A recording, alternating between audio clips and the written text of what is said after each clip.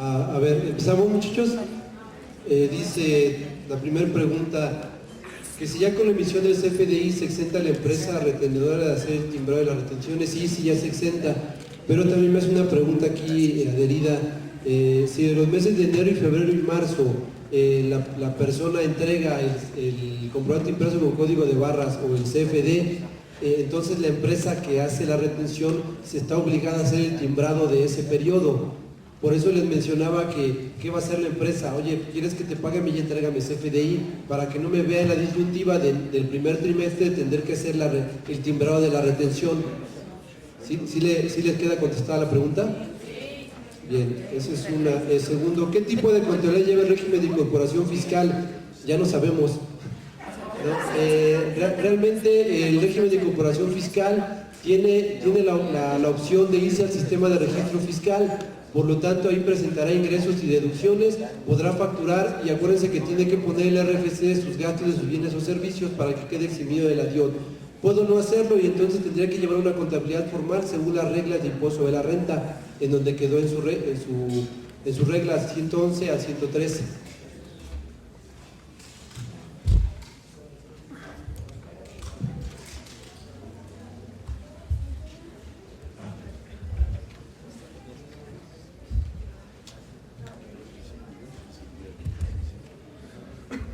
Los pagos del régimen de incorporación se harán en pagos referenciados.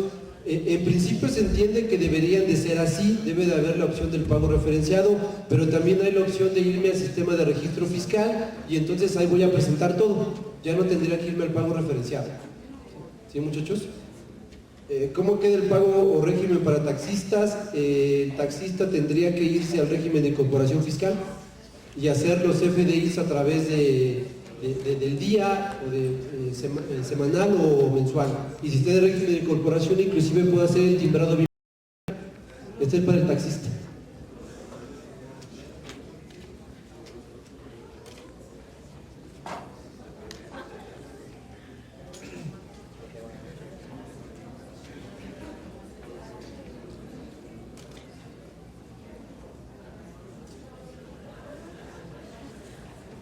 Una persona moral dedicada a la compra-venta de chatarra que retiene IVA debe timbrar la retención por este concepto. Sí debería timbrar la retención por este concepto, a menos de que al que le haga la compra-venta de la chatarra le dé la compra de la chatarra, pero le entregue su CFDI para que aplique las reglas de no hacerle el timbrado de la retención.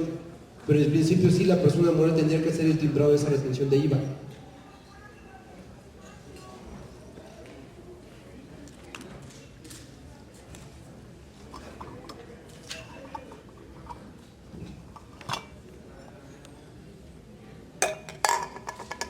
Ok, creo que aquí entonces sí los confundí. Entonces la fecha a considerar para el pago provisional bimestral del régimen de incorporación, ¿qué es? Se los explico de esta manera. Por ley de impuesto sobre la renta, yo tendría hasta el día 17, los explico así, de enero, si voy a presentar el bimestre de enero y febrero, presento el 17 de marzo. Puedo, muchachos, irme al decreto de facilidades administrativas y tomar el sexto dígito numérico, tener de 1 a 5 días más. Si no quiero hacer ninguna de esas opciones, entonces me puedo ir a la regla de la miscelánea y presentar hasta el fin de mes de ese bimestre. Es decir, enero y febrero presentaría el 31 de marzo. ¿Sí me expliqué ahora sí mejor?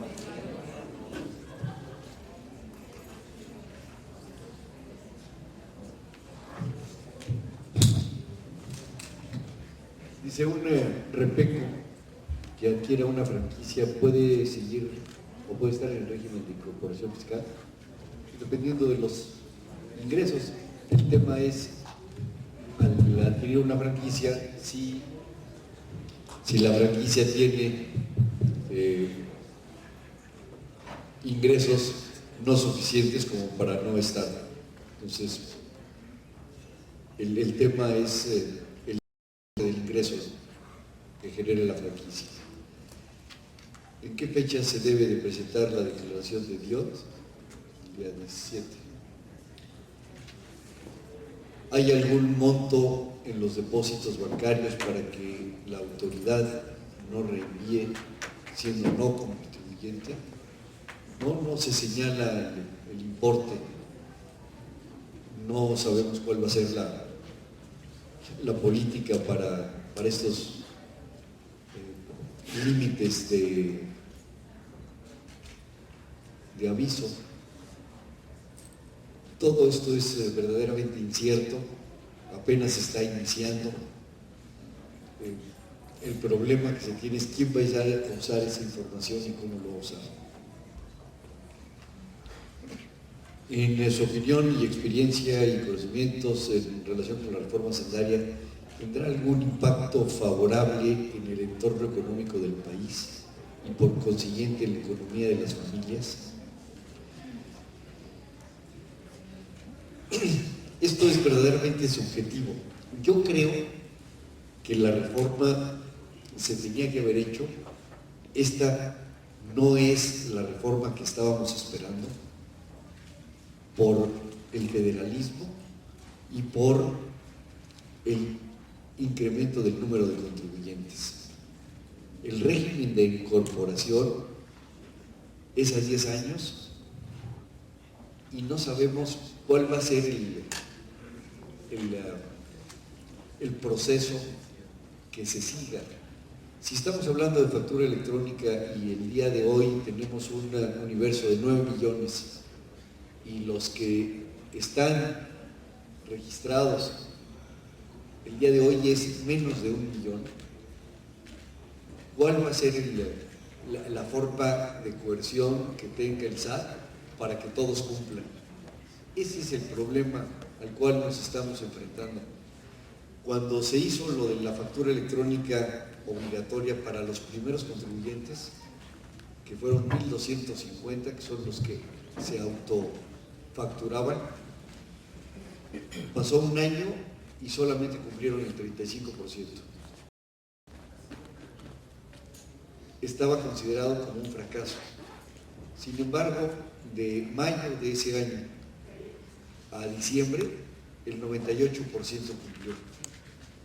Si sí cumplieron, entonces ese 2% sí fue fácilmente fiscalizable e incorporable y sancionable. Si se hubiera quedado el 65% sin cumplir, el efecto hubiera sido diferente.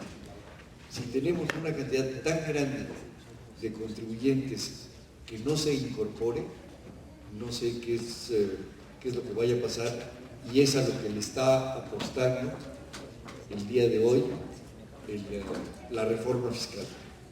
No sabemos, porque no hay antecedentes, y los antecedentes que teníamos del IDE pues nunca fueron efectivamente aplicados o revisados o incorporados como declaración pendiente de presentar por parte de los contribuyentes a los cuales hicieron depósitos en efectivo, y que hubo una retención que primero fue del 12 y después del 3%, pero ese 3% comparado con el 30%, pues era una diferencia importante, porque en la economía informal lo que se maneja es el flujo de efectivo, en efectivo, y lo que se deposita no es el ingreso, sino es la utilidad, porque al estar manejando efectivo, el efectivo compras y vendes.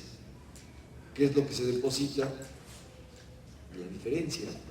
Entonces, estábamos hablando de depósitos de utilidades y no de ingresos. ¿Cuál va a ser el efecto? Ese es el que vamos a tener que esperar a ver cuáles son los resultados. El día de hoy la autoridad está muy optimista, pero no podemos ver esa forma de pensar optimista hasta no tener evidentes resultados. ¿Cuál sería la sanción por tributar en el régimen de incorporación cuando no le corresponda por ser socio accionista a una persona moral? No hay en infracciones y sanciones de código no hay una sanción, pero me voy a la siguiente lógica. Si la autoridad me cacha en el régimen de incorporación donde no debería de estar, pues entonces en un momento dado me puede hacer no deducibles o me puede tener una presuntiva en base al régimen que sí debería de estar. esa sería la sanción que me generaría y determinar un crédito fiscal en base a una diferencia. Porque en el Código Fiscal de la Federación no veo una sanción a quienes no pertenezcan al régimen de incorporación, pero lo que sí pueden hacerme es una presuntiva en base al régimen en el cual debí de haber estado. No lo tomen en saco roto, de verdad, si no pueden pertenecer, no pertenezcan a ese régimen, no por la bondad que tiene. Sigue vigente la obligación del pago de la gasolina con tarjeta de crédito o débito, aunque sea menor a... Sí, sigue vigente, eso no lo quitaron.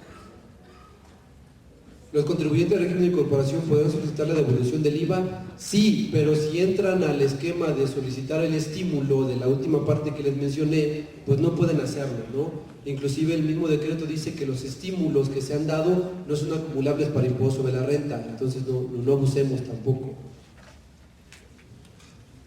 En el régimen de incorporación fiscal para 2014, las declaraciones se presentan en ceros. Bueno, se presentan con el ingreso para efectos de pago del IVA. El IVA sí se va a pagar, lo que no se va a pagar es el impuesto sobre la renta. Si tengo una tienda de abarrotes en zona rural para hacer régimen de incorporación y deberé emitir CFDIs, sí tendrías que hacerlo al pasar al régimen de incorporación fiscal. Lo que tiene la opción es si lo hacen con el público en general, de hacer sus comprobantes simplificados, pero no les exime de la presentación del CFDI, y eso lo tienen que hacer a fuerza. El diferimento para la emisión del CFDI también lo pueden hacer las personas morales. Si me estás hablando del timbrado de nómina, la persona que me preguntó esto, sí, el diferimento es para físicas y morales. En el caso de facturación electrónica solamente es para personas físicas. Las personas morales ya tienen que estar haciendo factura electrónica. Para la condonación de multas solo es cuando la autoridad me haga revisión, efectivamente, solo cuando la autoridad me revise, realmente la disposición viene en ese sentido. ¿Qué hago con el resto del 53% en caso de pagos por préstamos? ¿Cómo me afecta como contribuyente? Es no deducible. La persona que me haya preguntado esto, las prestaciones exentas, solamente puedo decir el 47, por consiguiente el 53 es no deducible, de ese tamaño me afecta. Hay que hacer el ejercicio, en algunos ejercicios que hemos hecho nos conviene asegurarlos, de verdad, en algunos, depende del factor, del grado de riesgo de la empresa, hay que echarle números. Si tengo un título de educadora pero tengo una ferretería, ¿puedo tener régimen de incorporación? Sí puedes estar, no es por el título de educadora, es por la actividad que haces. Una ferretería puede estar en el régimen de incorporación.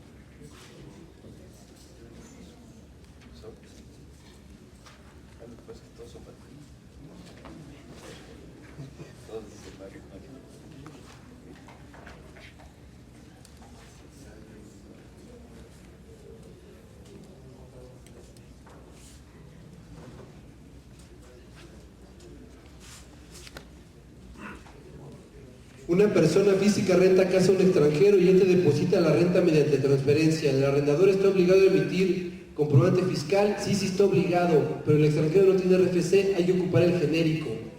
XC, XX, 010101 y 3 ceros. Hay que ocupar el RFC genérico. ¿Qué pasa con las facturas emitidas en 2013 y cobradas en 2014? ¿Se debe pagar YETU? No, ya no existe. Ya las cobré en este año, no tengo por qué pagar el YETU. El aviso para emitir recibo de nómina en mi portal tiene fecha límite.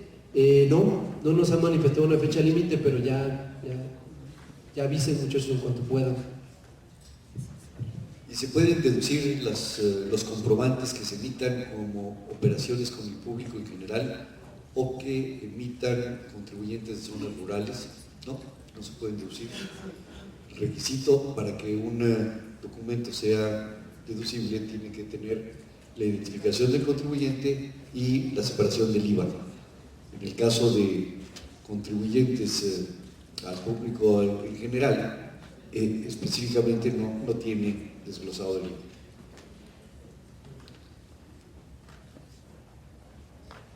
El cálculo de 2015, si se toma como nómina deducible el 47% o el 53%, se hace al finalizar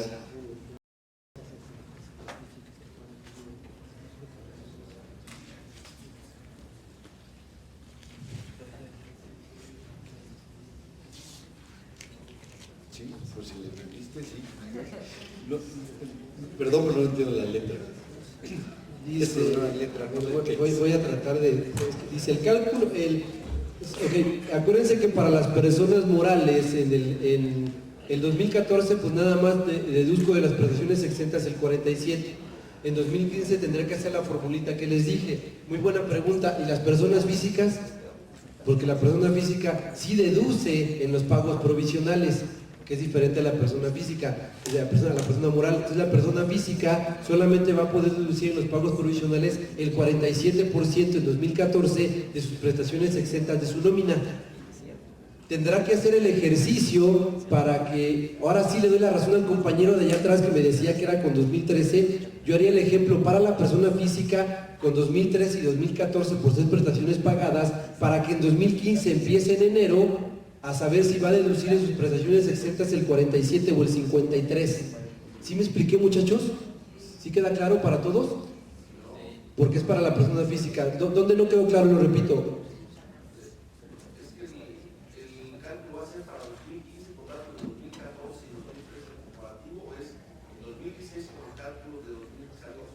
Para la persona moral, insisto, sería con 2014 y 2015, porque va a presentar su anual hasta el final. Pero la persona física, la persona que me hizo esta pregunta tiene razón. La persona física deduce los provisionales, todo, depreciaciones, nóminas, rentas. Entonces sí, la persona física tiene que buscar su cálculo en 2015 desde enero. Entonces sí tomaría, le doy la razón al compañero de allá atrás, las pagadas de 2013 con respecto a 2014 para que empiece en enero a saber si va a tomar el 47 o el 53. Ahí sí lo haría de esa forma para la persona física. ¿Sí, muchachos? ¿Sí, contado? Aquí hay una pregunta interesante. ¿Qué hay de cierto de que si se presenta una declaración en ceros y después una complementaria con los datos correctos, la autoridad determinará una sanción por falsedad de la declaración? Lo que está buscando la autoridad es que no se presenten declaraciones en ceros. Obviamente, las declaraciones complementarias siguen siendo válidas. Lo que quiere la autoridad es que no se presenten declaraciones en ceros. Yo les comentaba que de las declaraciones de empresas, más de 600,000 en el año de 2011 se presentaron sin pago de impuestos, con cero. Entonces, lo que quiere la autoridad es no tener declaraciones en cero. ¿Cuál sería una recomendación?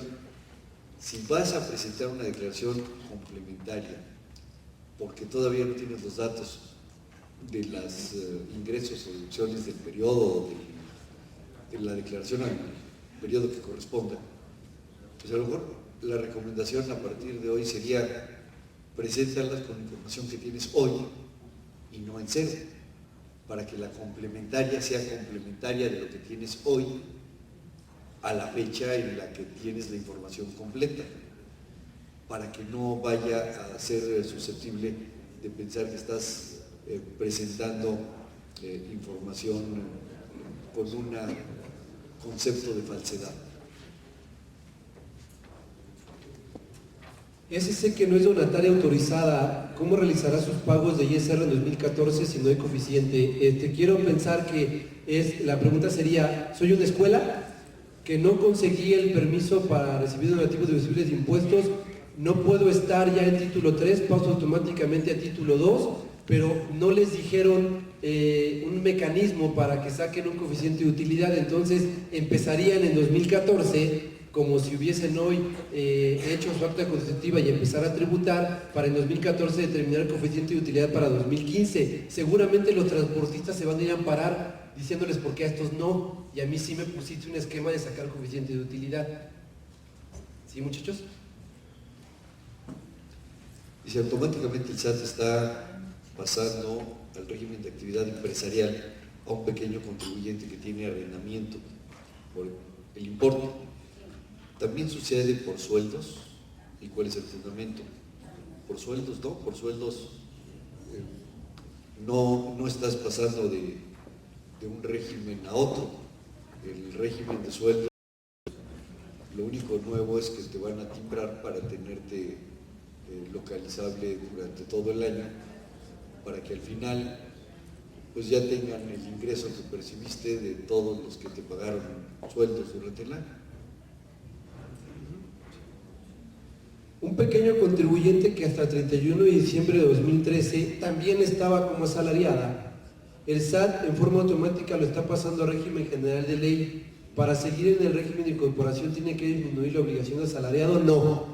No, en 2013 yo podía ser asalariado y ser pequeño contribuyente y ser arrendador y estar en otra actividad. Como persona física puedo hacerlo. No tienes que disminuir el asalariado, más bien tienes hasta el 31 de enero para decir a la autoridad y actualizar en tu portal que puedes pertenecer al régimen de incorporación fiscal siempre y cuando no estés en las limitantes que les mencionaba en el impuesto de la renta. Pero no tiene que dar disminución de asalariado, más bien tendrías que actualizar para quitarla de régimen general que ya te puso la autoridad y ponerla de régimen de incorporación fiscal. Puedes tener las dos. Mande. No, creo que no puedes estar en el régimen de incorporación si eres asalariado. Automáticamente. Sí, si eres asalariado, es salario. Pero no tendría por qué tener las limitantes porque son regímenes diferentes. Tienes dos ingresos. Ok, ¿sabes? Y no habría problema. ¿Sabes en dónde puede estar la causal? No debería haber ningún problema. Puede estar la causal por la fracción primera del 111 del régimen de incorporación fiscal de renta, porque tienes la vinculación a una persona moral. Ahí sí, en ese sustento la autoridad no te va a dejar. Acuérdense que les dije la fracción primera, una de las limitantes. Si soy socio accionista de una persona moral o tengo vinculación con ella, no puedo estar en el régimen de incorporación fiscal. Ahí le doy la razón a ese sustento que mencionan, pero es ilógico.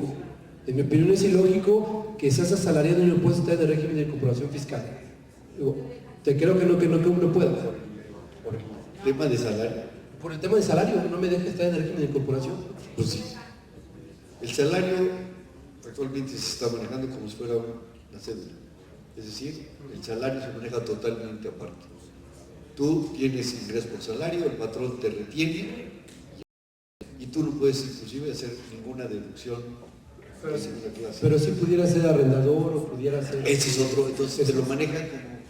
Entonces yo lo que veo es por la limitante que dice la fracción primera del 111 de renta, porque hay vinculación con una persona moral. Ahí sí, por esa razón, que tiene razón, en el sentido de que no puede estar en el régimen de incorporación fiscal. Insisto, yo lo veo ilógico. Sí, son dos totalmente aparte. Por el otro ingreso sí vas a tener la posibilidad de incorporación, pero no por el tema de sueldos. El salario es cedular y se maneja completamente aparte durante el año. Como igual se tendrían que acumular al final del año los dos ingresos. No, acuérdense que en 2013 yo podía estar ser pequeño contribuyente. No, es que hago la analogía, les estoy dando la razón, pero basado en la fracción primera de 111 de renta, porque hay un vínculo. Entonces sí está respetando las causales de que no pertenezcas al régimen de incorporación. Pero yo insisto, yo sí lo veo ilógico. Pero es por el vínculo con la persona moral. Acuérdense que les puse en la lámina, está en su material. Si soy socio accionista de persona moral o tengo vínculo con ella, no puedo pertenecer al régimen de incorporación fiscal. Ahí sí tiene la razón por la limitante de la ley. Mi opinión, sigo insistiendo, yo lo veo lógico porque si bien el régimen de incorporación desde que estaban los pequeños contribuyentes y los regímenes intermedios, podían ellos seguir estando en sueldos y salarios. ¿Vale? Por ese lado lo veo. Mande.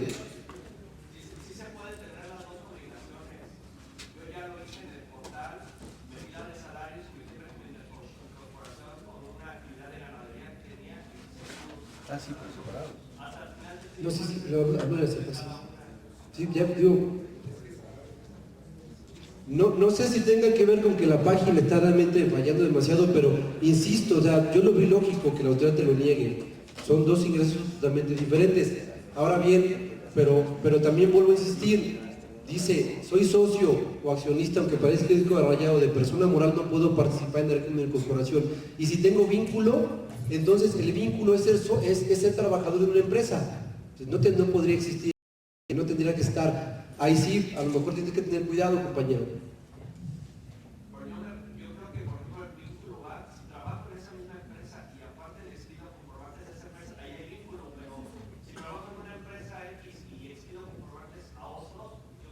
Te doy toda la razón y en la plática de reformas fiscales lo dije de dónde venía el origen. Cuando nacen los pequeños contribuyentes, ¿qué hicieron muchos empresarios? Creaba mi pequeño contribuyente y me facturaba 4 millones de pesos pagados al 2.5%. Y ahí creo que viene todo eso, el por cual pusieron las limitantes. Y te doy la razón de lo que menciona, lo que pasa es que está ahí está esta fracción primera en la que hay que tener cuidado nada más. Eso se podía hacer. Sí, cuando nací. En las épocas de Cedillo inició esto. Mande, compañera. Están llegando avisos del SAT donde te dicen que no puedes hacerlo. No te puedes integrar al régimen de incorporación si eres asalariado. Insisto que es por esa fracción primera del 111, chéquenlo en sus láminas, porque hay la vinculación, nada más que nunca me definió el término vinculación. Es más, tan así de simple, si yo soy socio de una persona moral y mi esposa quiere entrar al régimen de incorporación, no podría, porque tiene el vínculo conmigo.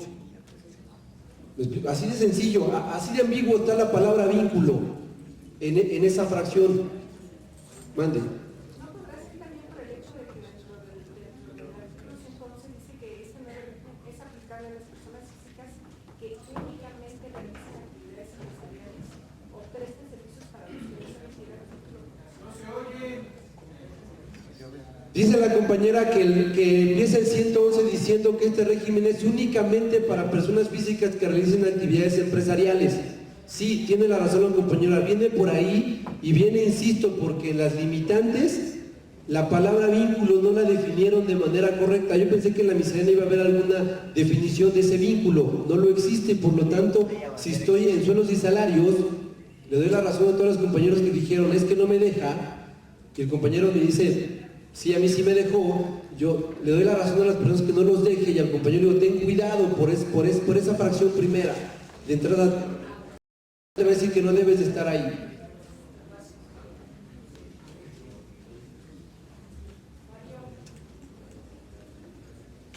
Pásale un micro, mientras no se va a oír. Mientras, ¿cómo quedaron las facilidades administrativas de transporte? ¿No han salido? Sí hay algunas facilidades en la Ley de Ingresos de la Federación, ahí sí existen algunas facilidades todavía, pero no el documento de facilidades administrativas como tal que salía cada año, ese no se ha emitido. Si un pequeño vende al público en general únicamente, como fuera un taquero, no paga IVA, sí paga IVA.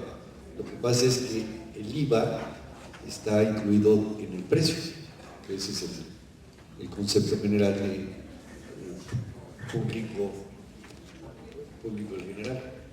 Mario, una pregunta. Si tengo ingresos por arrendamiento y aparte por un taxi, ¿los ingresos por el taxi puede estar en el régimen de incorporación?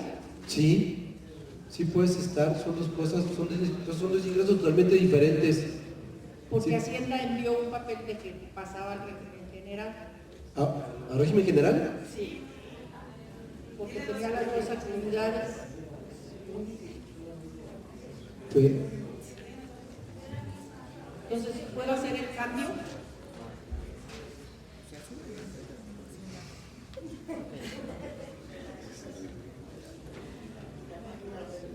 Te voy a decir qué es lo que pasa, compañero. Voy a hacer alusión, ya no está la compañera que lo dijo. Si el 111 de renta dice que únicamente te dediques a hacer actividades empresariales, pues entonces sí hay la limitante, pero acuérdese también, dejé mi ley por allá, ese 111 empieza diciendo que pueden estar personas que también inclusive hagan servicios. Entonces ya hay una contradicción con lo que empezó diciendo el régimen, que únicamente hagas actividades empresariales para tener régimen de incorporación. Chequen su lámina y pueden estar arrendadores y enajenaciones o prestadores de servicios. Entonces hay una contradicción con lo que está diciendo la autoridad. Pero no las dos. Sí puede ser de servicio, nada más de servicio. Sí, no puedes tenerlas. O sea, sí, yo lo entiendo de esa manera, pero insisto, la autoridad ahí sí se está sobrepasando para pertenecer a ese régimen. La autoridad quiere que para estar en ese régimen de incorporación nada más hagan eso, para acabar pronto. Eso es lo que ella quiere. Lo que pasa es que para que puedas presentar un medio de defensa tienes que demostrar que existe un crédito fiscal y que existe una sanción por parte de la autoridad. Entonces tendrías que esperar hasta el momento en que la autoridad te determine algo, un crédito fiscal. O tendrías que, sí te pediría, probablemente pueda ser que puedas hacer un amparo, pero ya se te pasó el primer momento del amparo, los 15 días de la emisión de la ley. Ahora tendrías que hacer el pago y luego ir a presentar el amparo, porque hay dos momentos de presentación. Uno, 15 días al momento de la publicación de la ley, y el segundo cuando demuestres el menoscabo económico. Sería la segunda factibilidad que tienes de presentarlo. Entonces, si lo vemos así drásticamente, tendrías que presentar en marzo tu pago provisional, tu pago definitivo como régimen de incorporación y luego presentar tu amparo.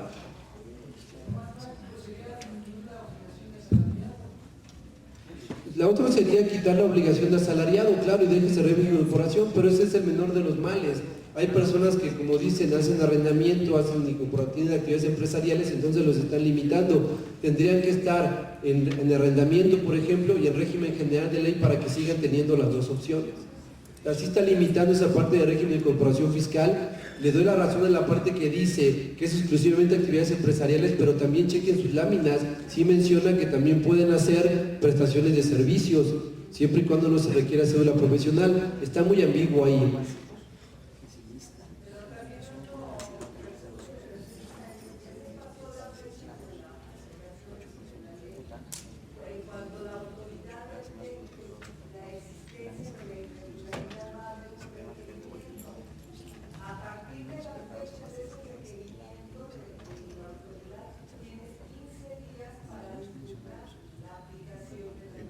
Sí, pero en primer momento ya se pasó, que es ampararme al nacimiento de la ley, tuve 15 días. Y como tú mencionas, ¿sería el caso de acciones que me requiera? O si no, sería el momento en el que al pasado el bimestre yo presente el pago y demuestre el menoscabo económico, cualquiera de las dos, y presento mi amparo. Porque hay una que dice, si me pagan por sueldos y salarios, ¿puedo tener acceso al régimen de incorporación fiscal?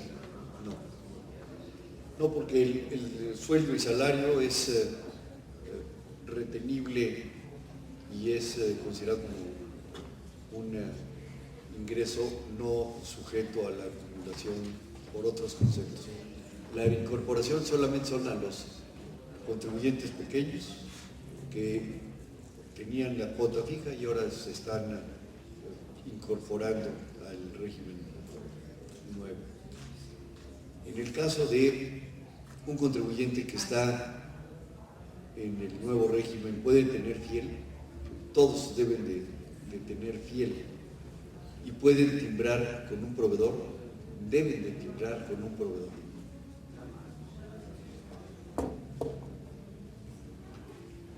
Dice, para régimen de incorporación fiscal, ¿es obligatorio facturar en el apartado Mis Cuentas?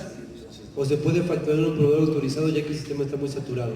Primero, no es en Mis Cuentas, es en el sistema de registro fiscal, así se le llama, ¿no? Pero bueno, vamos, es ahí.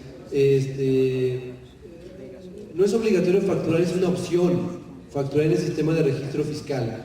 Ahora, por la parte de que el sistema está saturado, ¿puedo ir con un proveedor de certificación? Sí, puedo ir con un proveedor de certificación para que pueda yo hacer mis facturas, pero entonces voy a perder los beneficios de estar en el régimen de incorporación fiscal. Valórenlo, porque acuérdense que si lo hago en el sistema de registro fiscal, entonces yo ahí voy a presentar mis pagos de impuestos, mis ingresos, y estoy eximido de presentar la DIOT, ¿se acuerdan? Entonces, si yo tomo la opción de ir a facturar con un proveedor autorizado, entonces ya no estoy en el sistema de registro fiscal. Tendría que presentar todas las demás obligaciones conforme a ley, entonces tendría que ser una obligación formal de contabilidad. Cuidado con esa parte. ¿Sí, muchachos?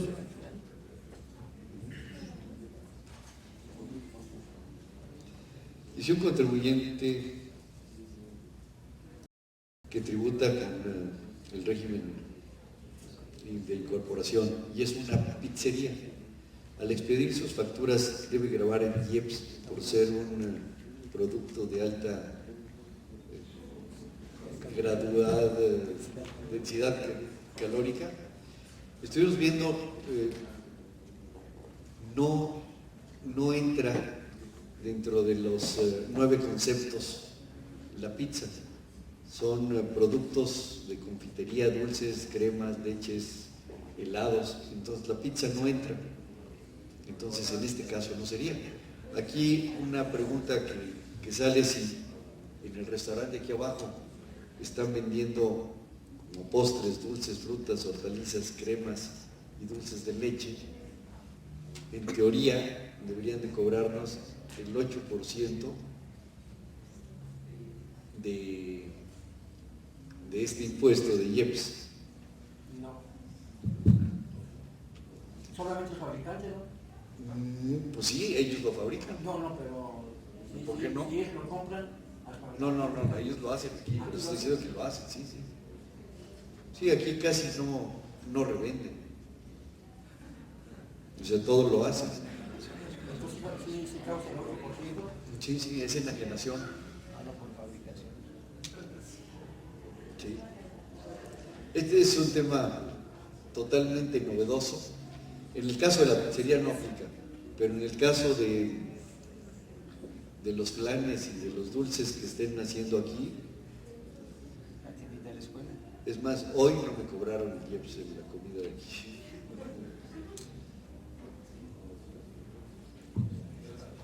Ese también es lo mismo, tengo sueldos y salarios y soy repeco. Tengo derecho a la incorporación. Si eres repeco, no es por los sueldos, porque los sueldos no son repecos. Los sueldos es un concepto de retención del patrón. Si eres repeco es porque tienes ingresos por otros conceptos que son los que se van a hacer a la incorporación de este nuevo régimen. Dice, en régimen de incorporación fiscal puedo pagar IVA, retenciones, sobre nóminas en forma mensual. El impuesto sobre nóminas, sí, porque ese es estatal, sigue sus reglas de estatal, no tiene nada que ver con la federación. Y el IVA y las retenciones serán bimestrales, porque eso es federal, es la regla del régimen de incorporación. Los activos fijos auto los puedo seguir deduciendo sobre el tope de 2013, siempre y cuando los hayas adquirido en 2013. Si ya los adquiriste en 2014, tendrá que ser con el tope de los 130. Soy persona física, régimen intermedio, si doy facturas FDI a una persona moral y me retiene IVA, ya no me debe dar constancia de retención la persona moral para poder acreditar el IVA de inflación total. No, ya no. Entras al decreto de facilidades administrativas. Si ya eres una persona que le entrega un CFDI, ella ya se exime de entregarte el timbrado de la retención. Las deducciones personales están topadas. Sí, las deducciones personales están topadas a lo que resulte menor de 4 salarios mínimos o el 10% del total de tus ingresos. Hasta ese monto puedes deducir, pero todo lo que son gastos médicos, dentales, hospitalarios, funerarios, donativos el estímulo a las escuelas que lo pueden aplicar, que se los dije del decreto que lo revivieron, todo lo tienes que pagar con tarjeta de crédito, débito, monedero electrónico, cheque, transferencia, para que pueda ser deducible y apliques la regla. Lo que resulte menor de 4 salarios mínimos elevados al año o el 10% del total de tus ingresos. Mande.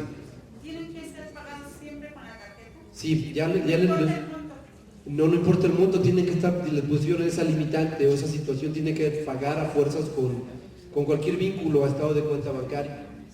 Los doctores no aceptan. ¿Mande? Los doctores por lo regular no aceptan ¿Vas a tener que cambiar de doctor? No lo han preguntado mucho, realmente la respuesta es eso, tener que ir con alguien que sí les permita, claro, o que acepte el cheque, la transferencia o todo lo demás. Aquí el pago lo puede hacer cualquiera, por ejemplo, va la esposa y el que le guste es el esposo. Si el esposo paga con su tarjeta de crédito, ¿es válido o va a ser válido esto? Siguen las mismas reglas de si lo hago a mi cónyuge, a mi esposa o el pago es para el pediatra de mi hija, ¿no? Ah, no, ya tendrá que ser directo, ya es mío, tiene que ser mío. Precisamente lo hicieron para que no me estén regalando comprobantes a diestra y siniestra. Precisamente por eso lo hicieron. Que no pasa eso, ¿verdad? Y andábamos con nuestros bonches de comprobantes dentales médicos y hospitalarios cuando los inventábamos, pero ya no se puede. Hagan todo lo que quieran en este anual. Para las otras, se acabó. Mande.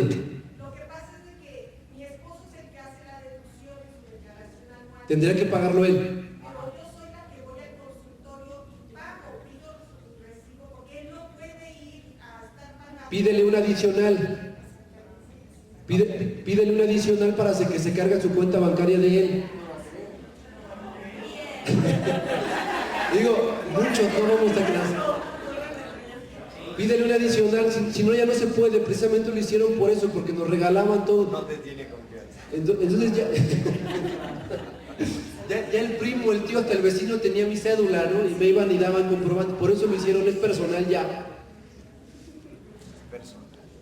Y como aquí me recomiendan el comprobante, La nómina puede ser pagada en efectivo, ¿verdad? Sí, la nómina puede ser pagada en efectivo, siempre y cuando cumpla las reglas de hacer la retención y el timbrado de la nómina. Pero puede ser pagada en efectivo, sí, por la miscelánea, no por la ley. Mande, compañero. Espérenme. Bueno, allá, ¿qué pasó atrás? Una pregunta, Mario. La autoridad puede cancelarnos el certificado civil digital por pagos pendientes atrás del 2013 o va a ser únicamente a partir de enero? O sea, se entiende que la ley entra a partir del 1 de enero. No, yo opino que sería a partir de 2014, no lo que traigas atrás. Yo opino que sería a partir de 2014 totalmente. Si no puede irse hacia las manifestaciones que tenemos. No debería hacerlo, es a partir de 2014. De las obligaciones que dejes de hacer en 2014 o de que caigas en las causales del 17H para 2014. Tendrá que ser así forzosamente. Gracias. ¿Me puedes aclarar un poco más en caso de una vez que se paguen 3 parcialidades, cómo serían las facturas? Acuérdense, hago la factura por $1,000,000 en el concepto y esa factura grandota tiene su folio fiscal. Voy a emitir las parcialidades, entonces en lugar de ponerle concepto, le voy a poner el folio fiscal de la factura total global, vaya. Y ese folio fiscal de la grande se lo tengo que poner en cada una de las 3 parcialidades que me preguntan en el ejemplo para que lo hagan de esa forma. ¿es obligatorio eso? Es obligatorio si por ejemplo yo te compro el bien y te digo, ya no seas mala onda, yo me quiero acreditar el IVA de cada parcialidad que te pago. Y si tú me dices que no, pues voy a buscar con alguien que sí lo haga. Depende de quién te lo pida. Porque pues puede no pedírtelo también. Mande.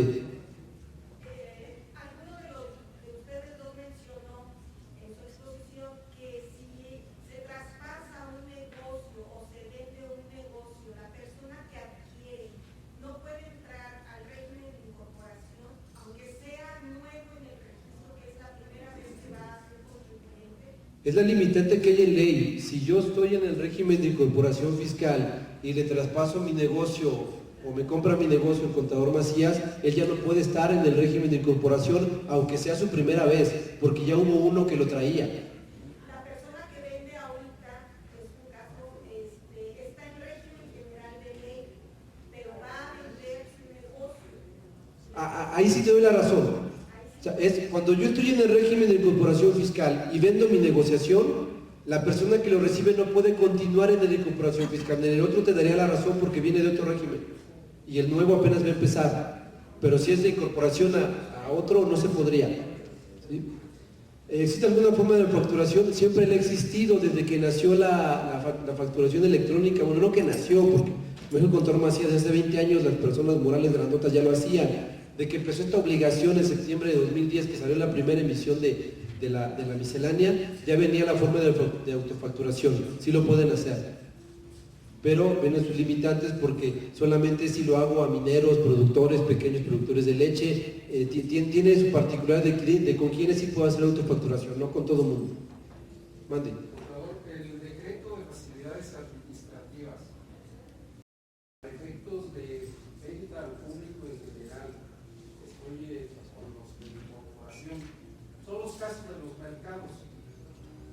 Ajá.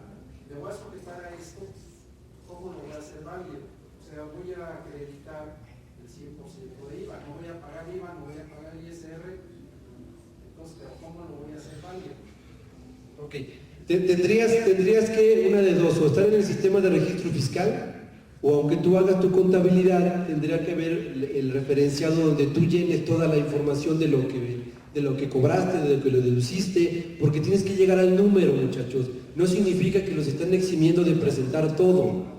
Tengo que tomar una de mis dos opciones, o estar en el sistema de registro fiscal o presentar mi contabilidad, porque tengo que reflejar el dato. Le tengo que decir a la autoridad, me estás perdonando 1,000 pesos de impuesto sobre la renta y me estás perdonando a través del estímulo para acreditarme 2,000 pesos de IVA. Se lo tengo que mencionar, lo tiene que conocer. Entonces tengo que hacerlo en alguna de esas dos formas. ¿Hago referencia a donde salga ahí a pagar o qué? Sí, y te van a... El referenciado del régimen de incorporación fiscal tendría que tener, y sí los tiene los referenciados, las opciones de los acreditamientos o estímulos, sí los traen los referenciados y ahí lo vas a señalar y está totalmente bien hecho tu pago.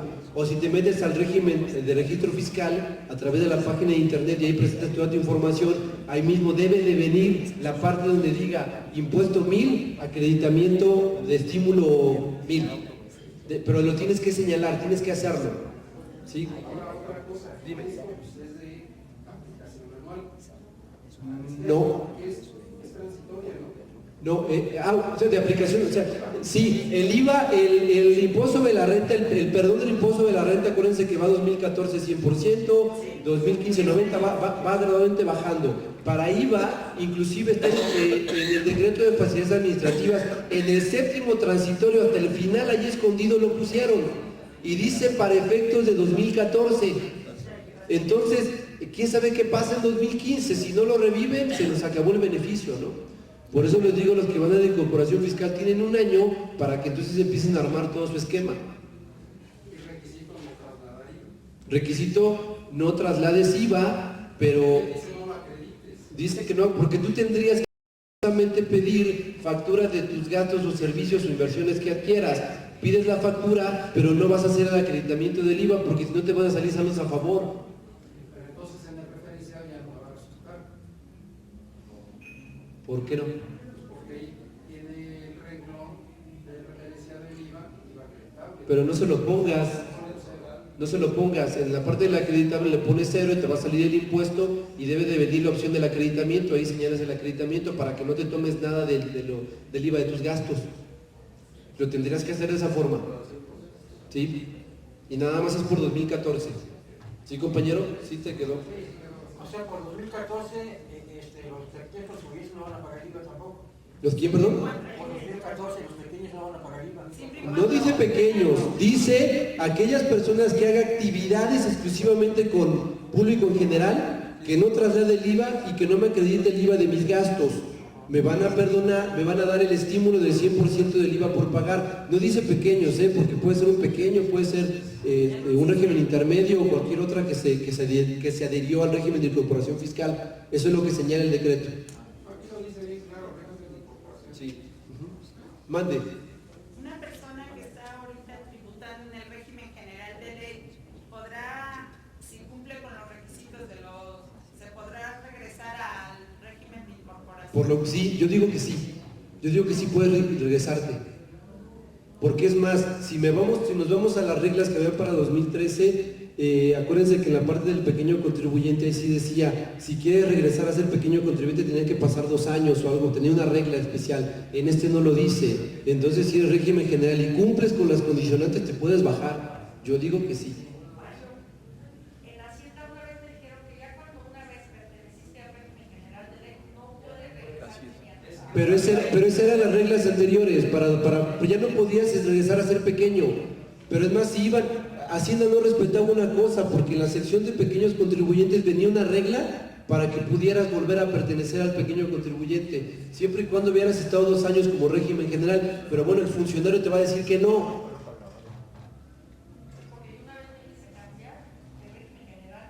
Pero te digo, te insisto, podemos checar la ley y viene la regla de pequeños contribuyentes, como si podía regresarte.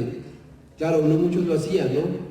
Pero entonces a lo que tú dices, la compañera, yo digo, sí, pues, si cumplo con las condicionantes, sí, porque, insisto, el régimen de incorporación fiscal no dice que sea para pequeños contribuyentes, nada más que nos lo hemos llevado para allá.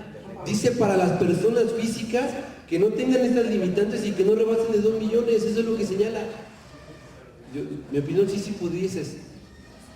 Ahora, yo sé que es un sistema, es una máquina, cuando le pique ahí, si la máquina no me deja, pues...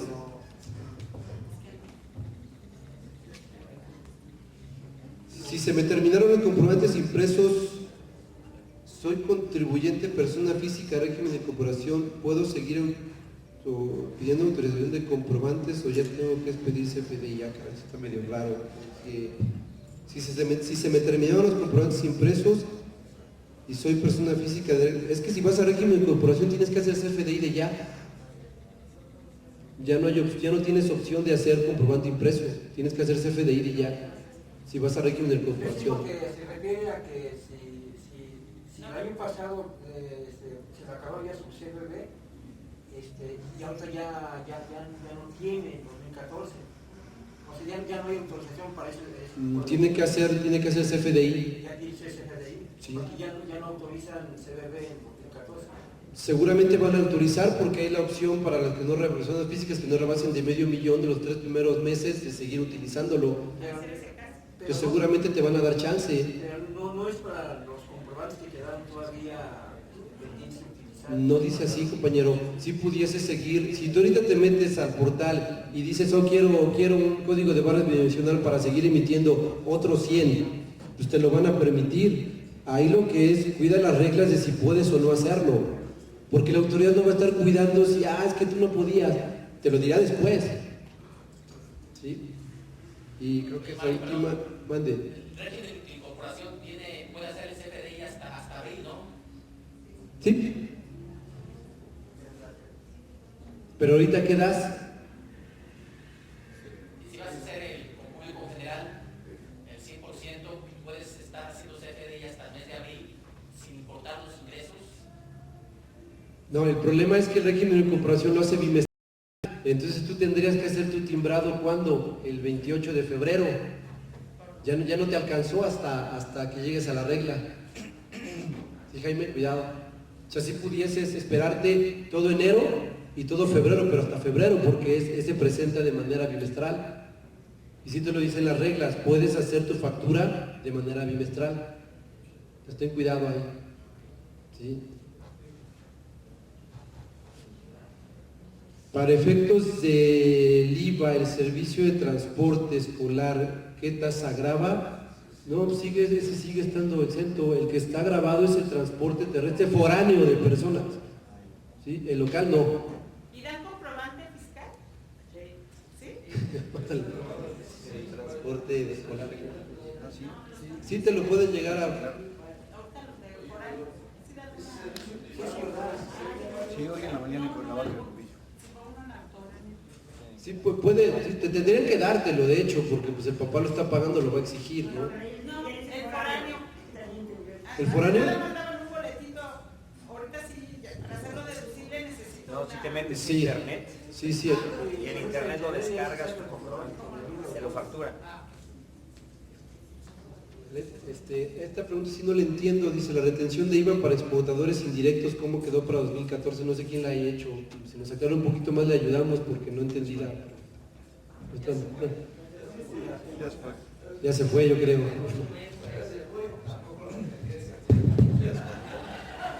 Ya, perdón, un poquito.